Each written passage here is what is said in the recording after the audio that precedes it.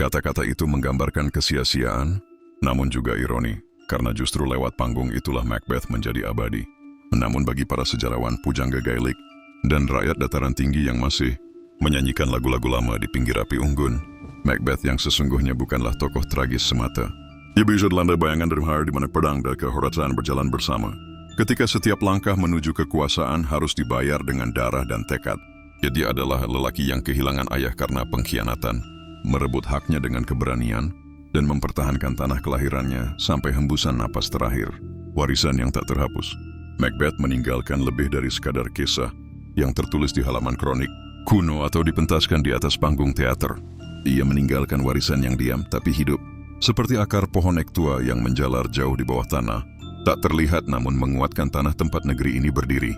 Ia hidup di masa ketika Skotlandia belum menjadi satu kerajaan yang kokoh, ketika para Mormaer, para penguasa wilayah, masih lebih setia pada klannya dibanding pada mahkota. Dalam dunia yang penuh fragmentasi dan perang antar bangsawan, Macbeth muncul sebagai sosok pemersatu. Ia tidak memaksakan kekuasaannya melalui teror, melainkan melalui tatanan. Ia mulai membentuk gambaran tentang Skotlandia sebagai suatu kerajaan yang terorganisasi, bukan hanya kumpulan wilayah yang disatukan oleh ketakutan. Banyak yang lupa atau memilih untuk melupakan bahwa di masa pemerintahannya, hukum ditegakkan lebih mantap dibanding pada zaman sebelum dan sesudahnya. Jalan-jalan diperbaiki agar para pendeta dan penyair dapat melakukan perjalanan tanpa rasa takut. Biara-biara mulai menerima perlindungan langsung dari istana. Tanah-tanah suci tidak lagi mudah dirampas oleh tangan-tangan serakah bangsawan. Ia melakukan sesuatu yang luar biasa untuk seorang raja Skotlandia di abad ke-11. Ia melakukan ziarah ke Roma, kota yang menjadi pusat dunia Kristen saat itu.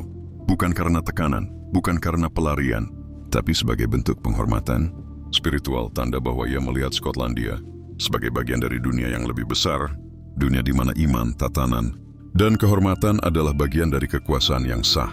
Di sana, ia memberikan emas kepada fakir miskin dan menjalin hubungan dengan takhta kepausan. Ziarah itu adalah lambang bahwa kekuasaan tidak hanya soal pedang dan mahkota, tapi juga soal jiwa dan kemanusiaan.